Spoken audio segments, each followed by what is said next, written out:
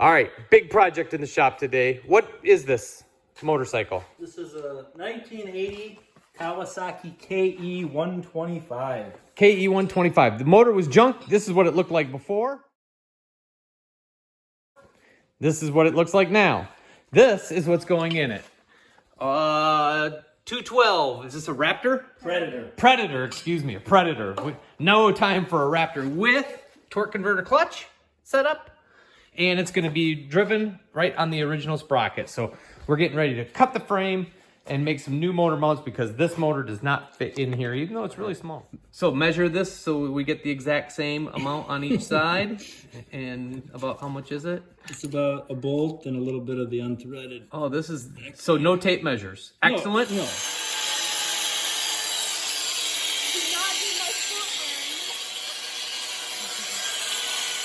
All right, next cut here. What do you think? Yeah, what do you guys think? Yeah, let's cut it there.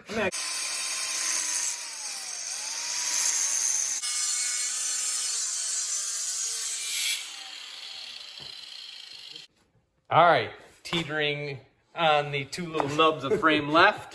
We're gonna see how far back we can move the motor this way, or do you want it way forward like that? No, whatever works. Whatever. Okay.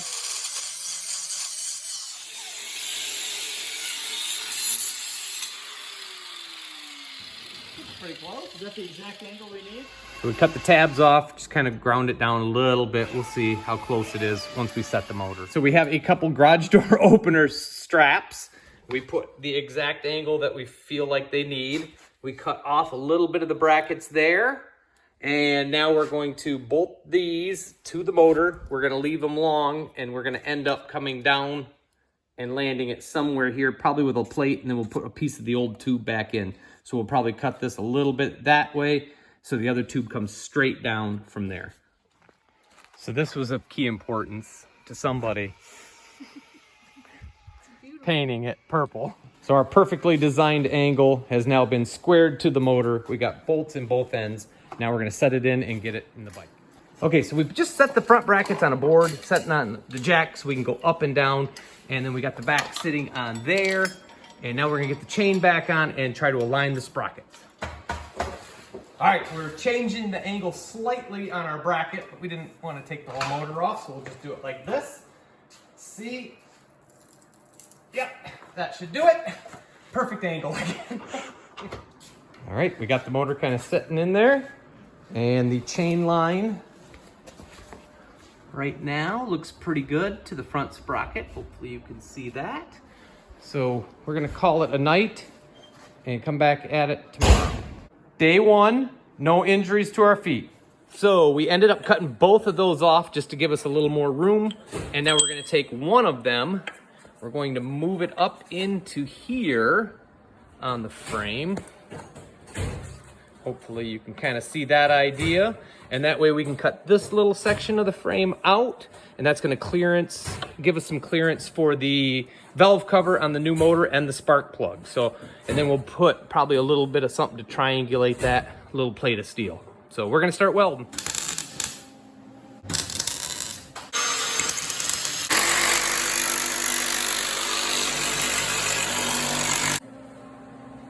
Okay, there's kind of how we boxed it.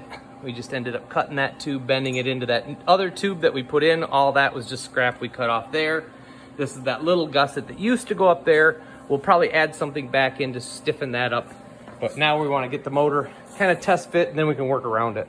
So originally the exhaust was here on this side, but the motor, the new motor, the exhaust is here. So we're just gonna flip it to the other side. We're gonna cut this pipe off and rotate it so it goes the other direction.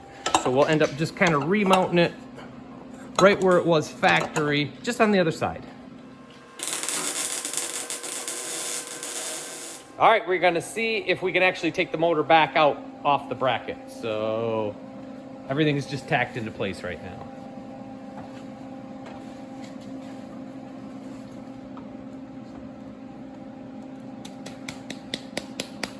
Okay, the motor will come in and out. Something that we didn't look at yet was the foot pedal for the brake.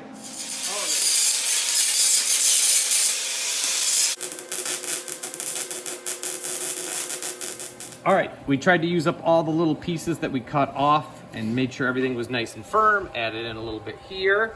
Following back, we also did the brake. If you look, the springs are back where they were originally. There's the one for the brake light. There's just the return spring, and that functions as it did factory. So the brakes work. We're just using a bolt. We're gonna weld it right to our bracket, and then we're gonna, once it's welded in, we're gonna push that washer over and use that as kind of to hold everything tight together. So that'll be tight there. Originally, the Kickstarter was mounted on the brake lever was mounted on the kickstart shaft. So it was all combo, so it came off with the motor, so we had to remount. So the other little thing we had to do is just kind of cut this nub off, which we don't really need because we can pull this on and off. But when the gas tank is on, you kind of need that. But we didn't need it for this, so we just cut it off. So our brake pedal is just kind of a little bit under the motor more than we thought, so we're just gonna try to do the old bend out on that. And we'll do a little bend down.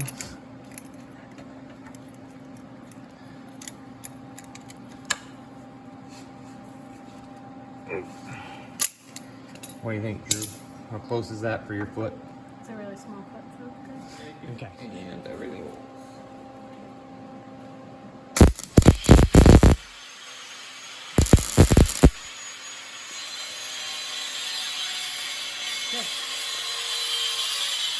So we took the original foot peg, we added a 1.5 inch plumbing coupler, and now it is out far enough to where it clears the clutch even with the new cover.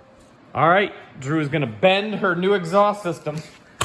Oh yeah, push down and pull back. Oh, oh boy, oh, we got a sniper. Okay.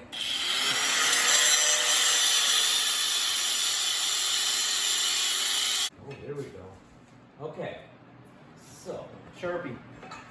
Where is my Sharpie? I left it. I think that's I feel like a doctor. What's your skill level? Genius!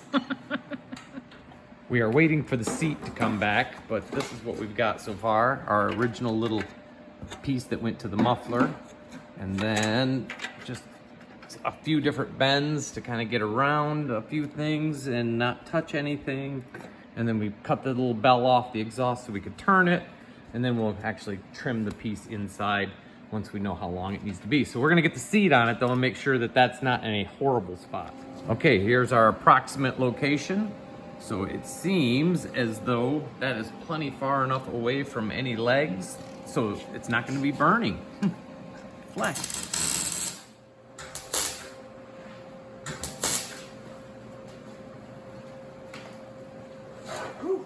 All right, there's our exhaust. Kind of running right down the side of the seat. We might take another little bit bigger piece of pipe and make it a little cover for it at some point later, but her leg actually stays way ahead of it, so I don't think it's that big of a deal, but maybe with a passenger, with this many horsepower, you're gonna want more people on this thing. This may be premature, but we just put gas in it. Yep, we got gas down to the carburetor, gas is on. It's on. If this is anything like any of the other little Chinese engines, the little fake Hondas, it's gonna fire right up really good. So let's see if it does.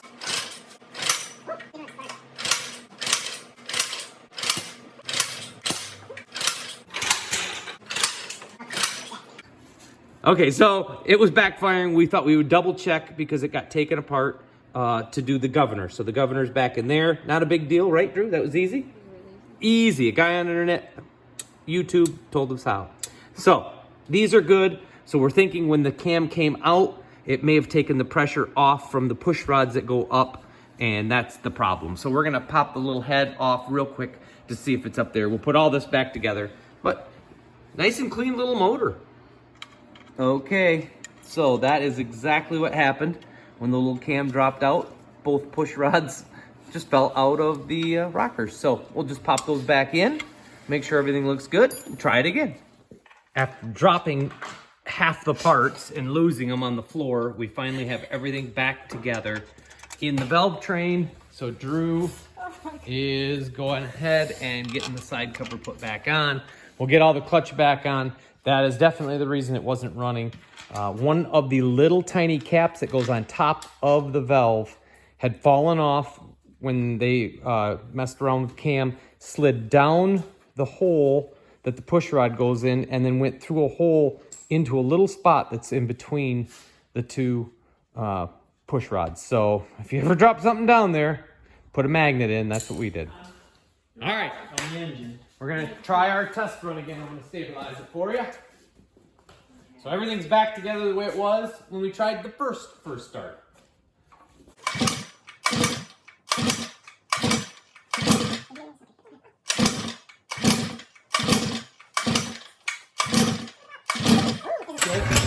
Is choke on or off? No, it's off. Do you want it on? Yeah, put it on. Just is the gas on? Yes. On. Okay.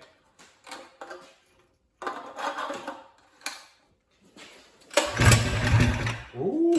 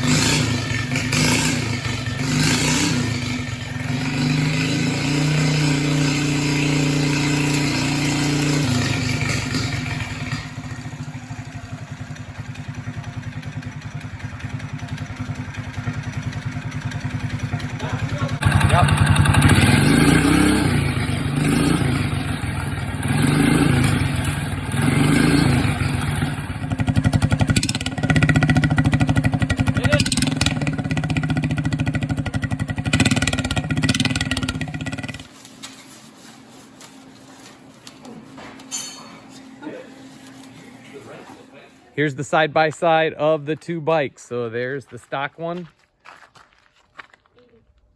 1981, and this is a 1980.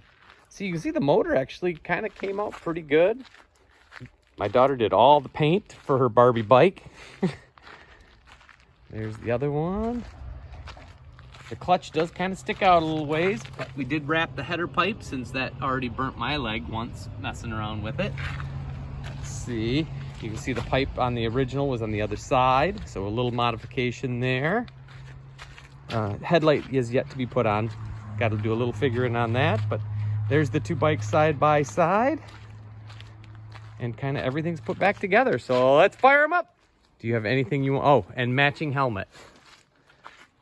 So she did her helmet to match the bike. All right.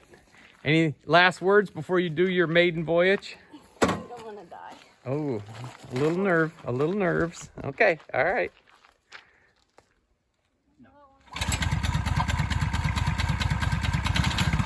Just do a nice little slow cruise around. Just putz around again.